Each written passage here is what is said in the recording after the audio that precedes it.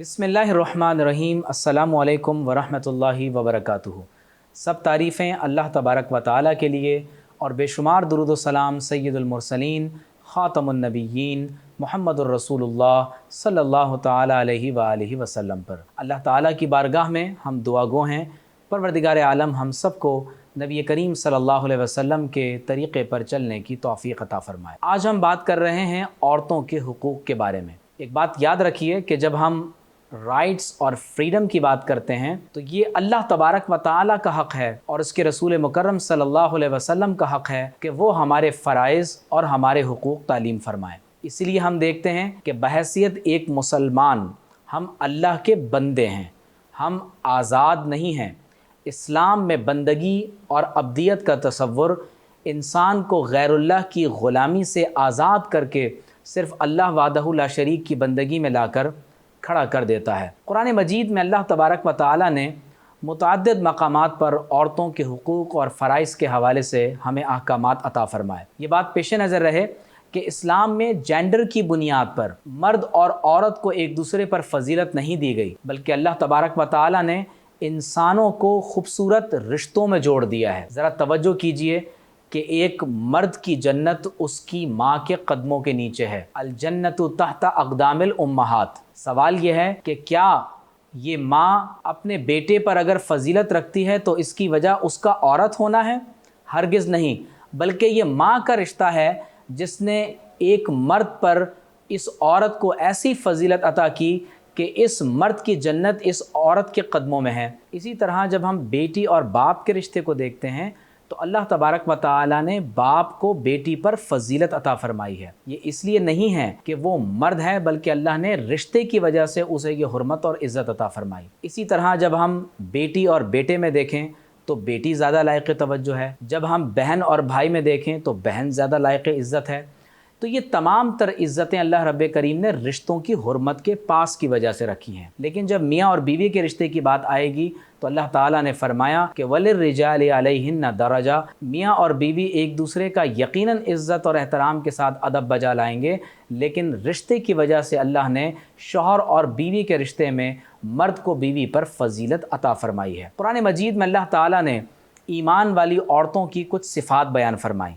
फरमाया इन्नल मुस्लिमीन वल मुस्लिमात वल मुमिनीन वल मुमिनात वल क़ानितीन वल क़ानितात वस्सादिक़ीन वस्सादिक़ात वस्साबिरीन वस्साबिरात वल ख़ाशिईन वल ख़ाशिआत वल मुतसद्दिक़ीन वल मुतसद्दिक़ात वस्साइमीन वस्साइमात वल हाफ़िज़ीन फ़ुरूजहुम वल हाफ़िज़ात वज़्ज़ाकिरीन अल्लाह कसीरन वज़्ज़ाकिरात अअद्दल्लाहु लहुम मग़फ़िरतन व अजरन अज़ीमा।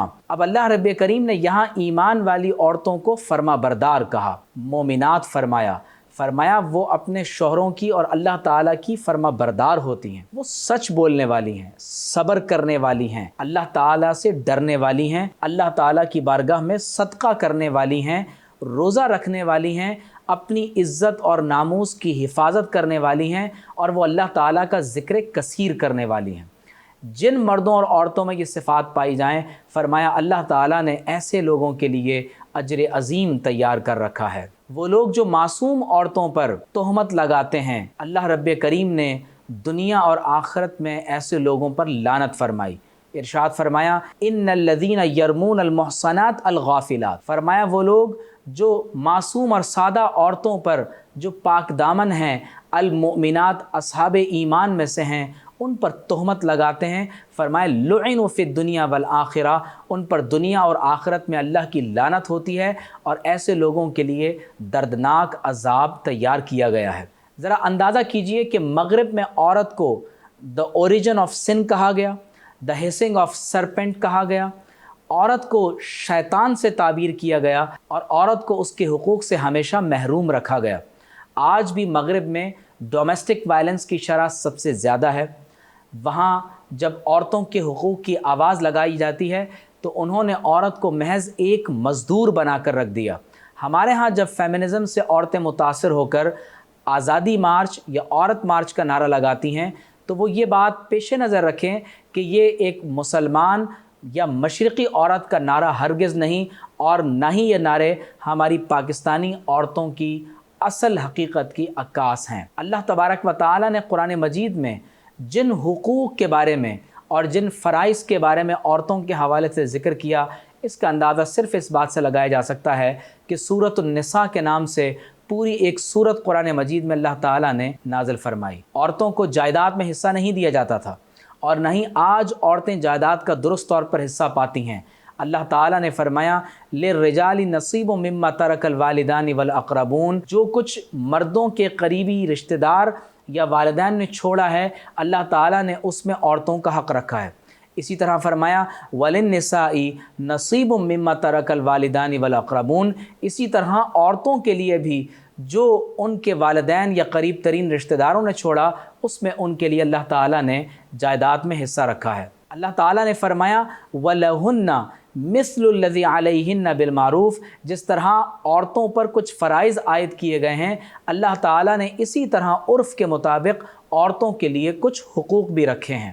نبی کریم صلی اللہ علیہ وسلم نے فرمایا المرأۃ سیدۃ بیتہا، کہ عورت اپنے گھر کی سردار ہے۔ آپ صلی اللہ علیہ وسلم نے فرمایا کہ کبھی اپنی بیوی کے چہرے پر تھپڑ مت مارو، اسے گالی مت دو، اسے اپنے گھر سے باہر مت نکالو، اور آپ صلی اللہ علیہ وسلم نے فرمایا کہ عورتوں کے حقوق کے بارے میں ہمیشہ اللہ سے ڈرتے رہو۔ قرآن مجید میں اللہ تعالیٰ نے فرمایا وَعَاشِرُوهُنَّ بِالْمَعْرُوفِ، اپنی بیویوں کے ساتھ ہمیشہ حسن سلوک کے ساتھ پیش آیا کرو۔ آپ اندازہ کیجئے کہ ایک عورت جب اپنا گھر چھوڑ کر اپنے شوہر کے گھر میں آ بستی ہے، وہ باورچی بن کر کھانا بناتی ہے، وہ بچوں کی آیا بن کر شوہر کے بچوں کی، اپنے بچوں کی خدمت کرتی ہے، وہ سویپر بن کر گھر میں صفائی ستھرائی کرتی ہے، دھوبن بن کر کپڑے دھوتی ہے، چوکیدار بن کر گھر کی حفاظت کرتی ہے۔